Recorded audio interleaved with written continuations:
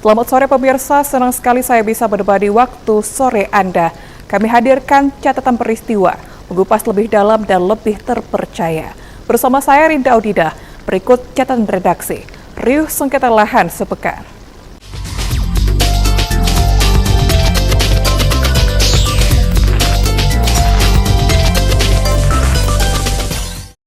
Pemirsa, sempat tertunda karena ada perlawanan Pengadilan Negeri Seketi eksekusi lahan di kawasan Desa Kasangpudak, Kecamatan Kumpe, Kabupaten Muaro Jambi. Pengadilan Negeri Seketi menggelar eksekusi lahan di kawasan Desa Kasangpudak, Kecamatan Kumpe, Kabupaten Muaro Jambi, Rabu 10 Juli 2024. Eksekusi lahan tersebut dipimpin langsung oleh Panitera Seketi, Kavi. Ratusan personel Polres Muaro Jambi dikerahkan ke lokasi untuk mengamankan jalannya eksekusi. Kavi menjelaskan eksekusi lahan ini sebenarnya telah dijadwalkan beberapa waktu lalu namun tertunda karena ada perlawanan.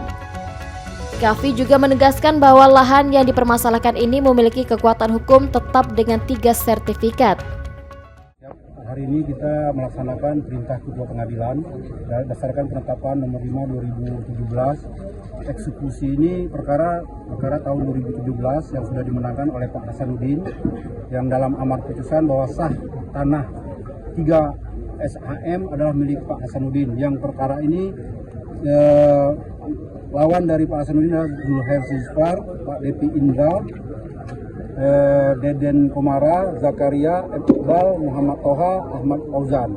Nah, pada hari ini, pada hari Rabu tanggal 10 Juli 2024, kita melaksanakan isi putusan yang sudah mempunyai kekuatan hukum tetap. Dan dalam atas putusan itu, kita mengosongkan tanah yang ada di atas milik pemohon yang 3 bidang tadi. Nah, hari ini sudah kita laksanakan 3 rumah yang di dalam perkara ini sudah kita kosongkan. Ada 1 sudah sukarela secara dirubuhkan sendiri, hanya 2 yang kita kosongkan dan mereka juga sudah secara baik-baik mau keluar dan mau membantu kita juga. Dan sesisa dari rumah yang ada di sini nanti secara hukumnya mungkin mereka akan melakukan tindakan hukum selanjutnya oleh pemohon sendiri, dan kami hanya tugasnya apa yang ada di isi putusan itu yang kami jalankan. Nah, isi putusan seperti ini, dan inilah yang kami lakukan. Dan untuk selanjutnya nanti terserah oleh pemohon mau melakukan apa. Ini hak dan tanggung jawab pemohon sendiri yang menjaga dan melindungi hak mereka. Sementara itu, berdasarkan keterangan dari Hasanuddin selaku penggugat, lahan ini dibeli olehnya dari Mahfud beberapa tahun lalu. Setelah dibeli dengan sertifikat dan tak lama kemudian seorang bernama Deden mengaku sebagai pemilik lahan tersebut. Bahkan Deden telah menjual lahan tersebut kepada beberapa orang yang dalam perkara ini lawan dari Hasanuddin merupakan Zulhair Zisfar, Devi Indra, Deden Komara, Zakaria, M. Iqbal, Toha, dan Fauzan. Heru Syaputra, JEK TV melaporkan. Sementara itu, pihak tergugat yang merasa tidak puas dengan hasil keputusan akan melayangkan haknya kembali melalui jalur hukum atas eksekusi lahan ini. Zulhair Zisfar selaku tergugat akan melayangkan haknya ke pengadilan terkait klaim Zulhair bahwa tanah yang disebutkan oleh putusan pengadilan bukan nama Zulhair. Pada pelaksanaan eksekusi awal, Zulhair mengajukan keberatan dan telah ada putusan bantahan. Zulhair selaku tergugat saat diwawancarai awak media menyebutkan akan menempuh jalur hukum atas eksekusi lahan ini. Ini yang kedua kali. Objek yang dimiliki beliau ataupun perkara yang dimiliki beliau itu perkara Zulhair dengan Hasanuddin. Zulhair Zisfar, RT 04. Ya. Objek ini milik Zulhair, bukan Zulhair. Zulhair Zisfar, RT 29 sekarang 22. Dengan sertifikat asal 12, asalnya 12, pecah jadi 3 sertifikat. 116, 117, 118. Sementara pemilik beliau berasal dari sertifikat 10. Luas 3,7 hektar. Pemisahan pertama sekolah SD. Dirubah sertifikat menjadi 3. Ya, sisanya 2,8 menjadi 3. menjadi sertifikat 42 14 luasnya 1,8 1,8 luasnya dipecah menjadi 4259 4259 dipecah lagi menjadi 4260. Sekarang yang saya minta nih perubahan sertifikat nomor 10 ya. Perubahan nomor sertifikat nomor 10 menjadi 4214. Saya minta jelaskan dulu dari BPN. Setelah ada penjelasan perubahan sertifikat dan pemecahannya, kenapa dipindahkan di atas sertifikat yang berasal dari 12 yang dilakukan oleh si Subur, ya, Subur yang melakukan pemecahan, yang memecahkan di BPN Zainal. Sementara itu, Zulher menjelaskan eksekusi yang kedua dan asal sertifikat 12 pecah menjadi 3 sertifikat, yaitu 116, 117, dan 118M. Sementara kepemilikan penggugat sertifikat 10 yaitu luas tanah 2,7 hektar dengan pemisahan pertama sekolah dasar dan diubah sertifikat menjadi 3. Dan sisanya 2,8 hektar menjadi 4.214 yang luasnya menjadi 1,8 hektar dan dipecah menjadi 4.259 dan dipecah lagi menjadi 4.260. Hersha Putra, Cek TV melaporkan. Pengadilan Negeri Sengeti melakukan eksekusi lahan seluas 2,8 hektar di Desa Kasang Pudak, Muaro Jambi.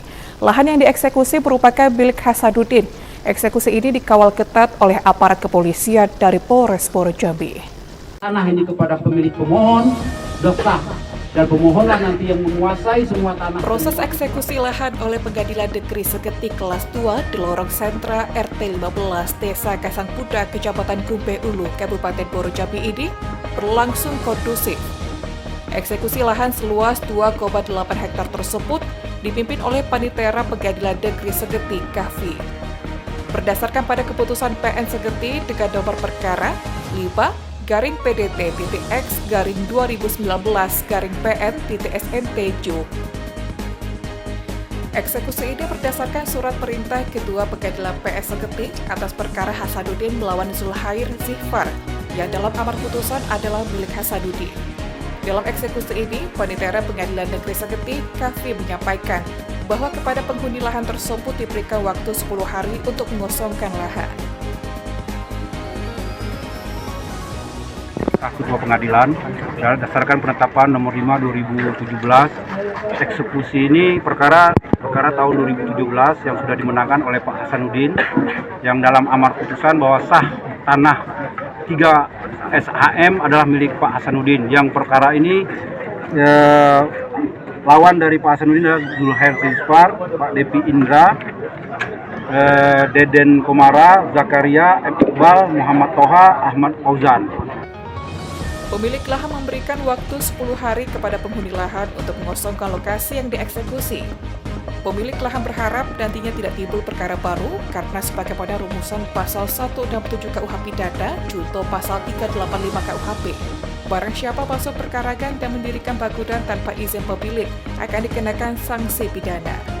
Jadi sebenarnya sertifikat dia aslinya di Lorong Batanghari, Pak. Sebelah. 117 118. Itu kepala Agaria dia ngecap buka peta. Dia tidak mau tahu. Kita di Lorong Sentra, Pak. Beda, ya? Jalan ini pun punya tanah. Yang punya tanah ini punya hak milik ini. Ya dulu tidak ada jalan, Pak. Karena rakyat di sini minta jalan, Pak Mahfud kasih jalan, Pak. Untuk sepakat ini.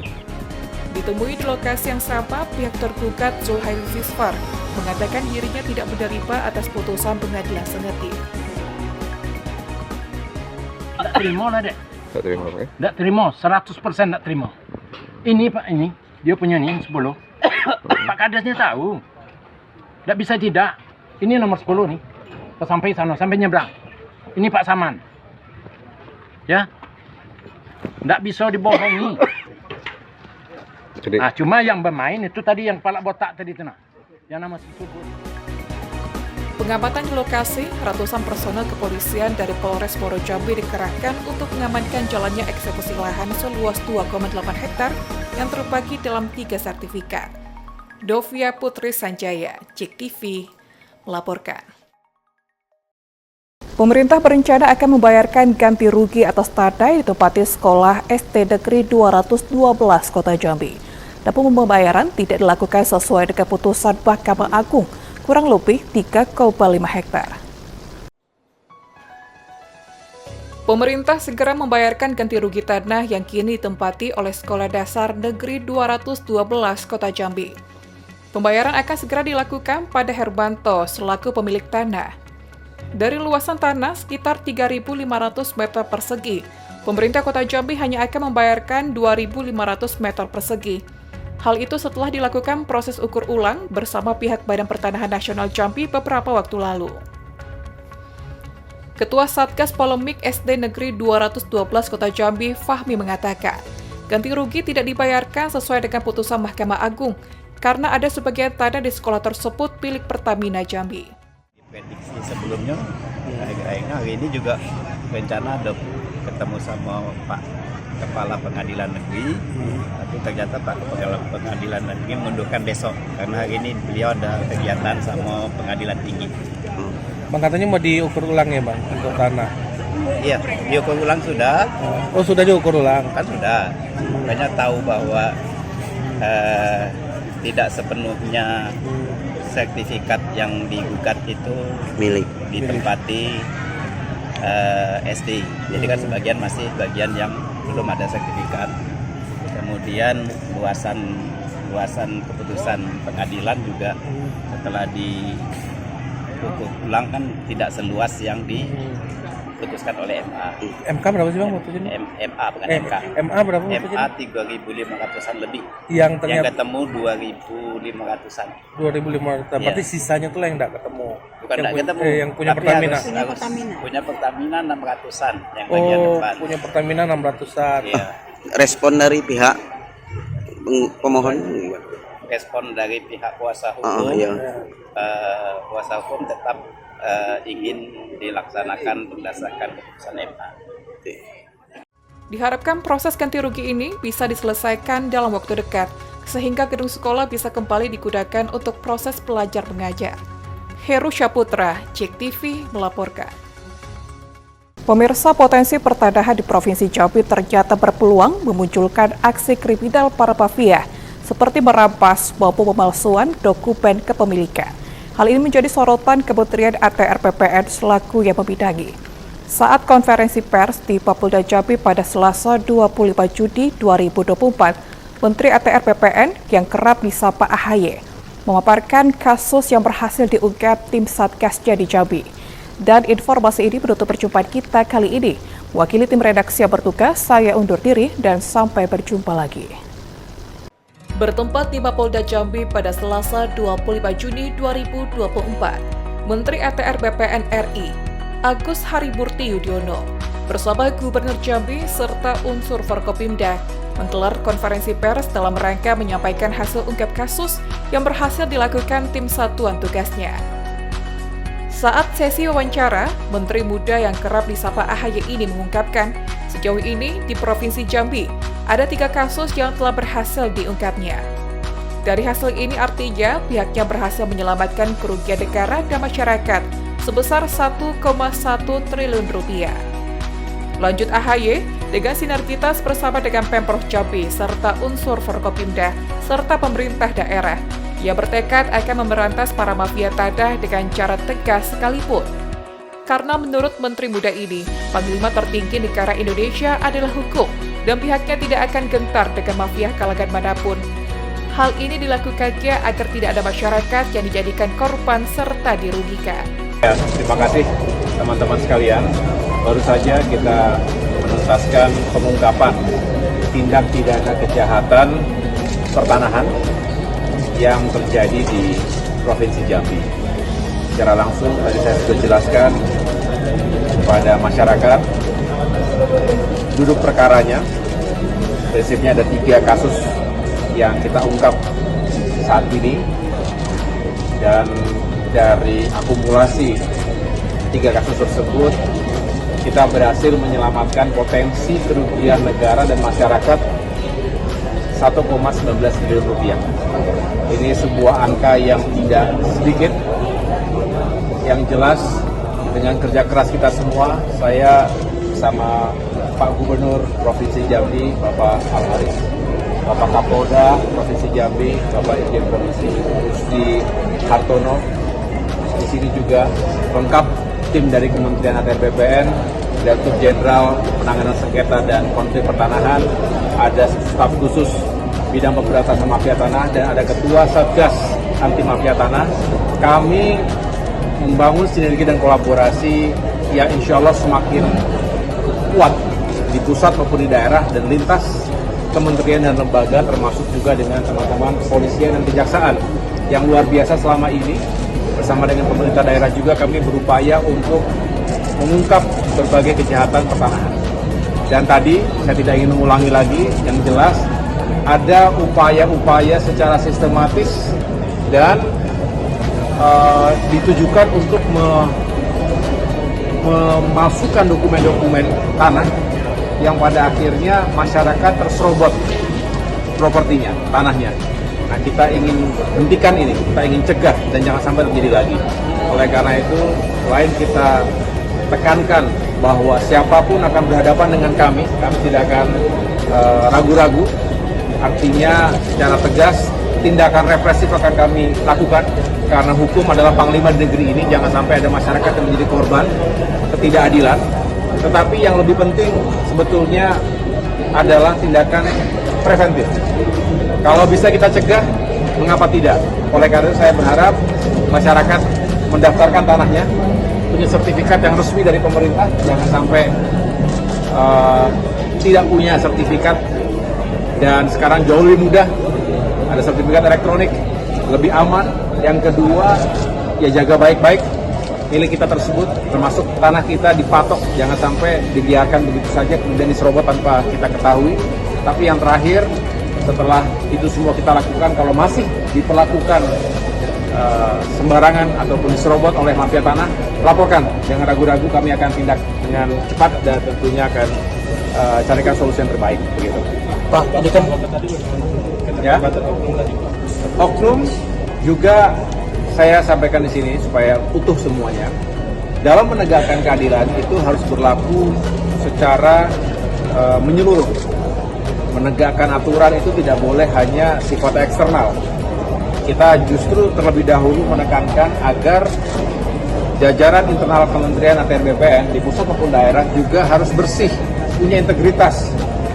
Kalau ada yang terlibat, dan saya yakin itu hanya oknum, mengapa? Karena yang lainnya telah bekerja dengan baik, berintegritas, dan telah menjalankan tugas-tugasnya selama ini untuk masyarakat. Tetapi tentu selalu ada oknum yang setelah kita ketahui memang punya niat tidak baik, melanggar hukum, melawan hukum, ya kita juga selesaikan ataupun kita berikan sanksi, termasuk juga kita selesaikan secara hukum juga.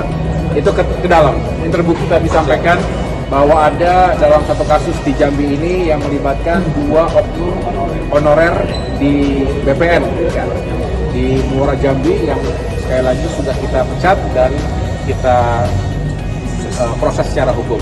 Nah, selebihnya ini juga memberikan pesan kuat kepada siapapun, jangan coba-coba begitu. Nah, tapi kita juga tidak ingin ada yang menjadi korban. Korban itu begini, seringkali petugas juga menjadi korban mafia tanah. Artinya tidak setiap kali ada mens rea, tidak ada niat, tetapi juga sebetulnya ikut menjadi korban. Ada juga aparatur pemerintahan daerah juga kerap menjadi korban. Ya. Nah, ini yang kayak gini-gini kita harus juga lindungi, jangan sampai mereka menjadi korban dan akhirnya terjerat dalam kasus hukum. Tetapi sekali lagi, penegakan hukum seperti hal yang lain tentunya juga harus secara tegas berlaku ke dalam maupun keluar, dan kita ingin itu benar-benar menjadi progres yang baik dalam penyelesaian mafia tanah ini. Di Kota Jambi, Pak. Di mana? Di Kota Jambi, Pak. SD. Saya belum mendapatkan langsung laporannya, saya pelajari.